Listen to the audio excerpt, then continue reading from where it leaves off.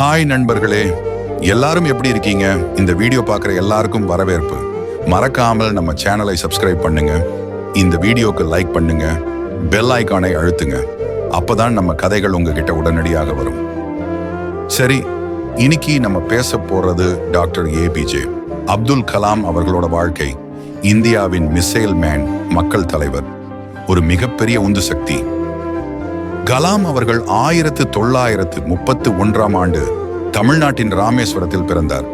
குடும்பம் செல்வந்தம் இல்லை, எளிமையான மீனவர் குடும்பம்.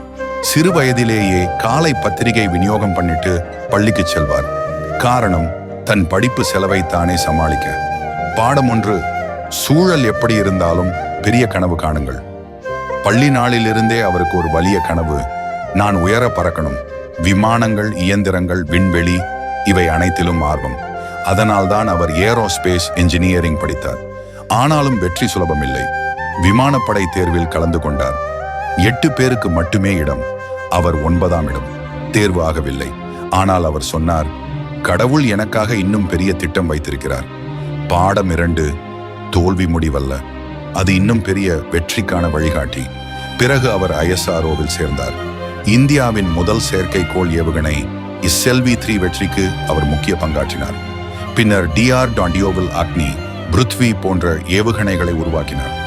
இதனால் தான் உலகமே அவரை பெருமையுடன் மிசைல் மேன் ஆஃப் இந்தியா என்று அழைத்தது.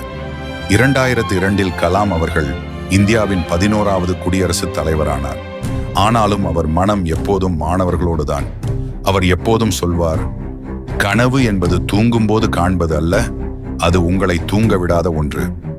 2015 மாணவர்களுக்கு உரையாற்றி கொண்டிருக்கும் போது மேடையில் இருந்தபடியே உயிர் நீத்தார். கடைசி மூச்சும் மாணவர்களுக்கு ஊக்கமளித்தபடியே அவர் வாழ்நாளை முடித்தார். நண்பர்களே, கலாம் அவர்களின் வாழ்க்கை நமக்கு கற்றுக் கொடுப்பது 3 விஷயங்கள். 1, பெரிய கனவு காணுங்கள். 2, தோல்வியை அஞ்ச வேண்டாம். 3, பிறருக்கு ஊக்கமாக இருங்கள். எப்போதும் நினைவில் வைங்க, நீங்கள் சாதாரண மனிதராக பிறந்தாலும் உங்க கனவு அசாதாரணமானதா இருந்தா உலகமே உங்களை நினைவில் வைத்திருக்கும். இது போன்ற இன்னும் பல ஊக்கமூட்டும் கதைகள் கேட்கணும்னா சேனலை சப்ஸ்கிரைப் பண்ணிடுங்க. இந்த வீடியோ பிடிச்சிருந்தா லைக் பண்ணுங்க, ஷேர் பண்ணுங்க. அடுத்த வீடியோவில் சந்திப்போம். நன்றி நண்பர்களே. ஹாய்.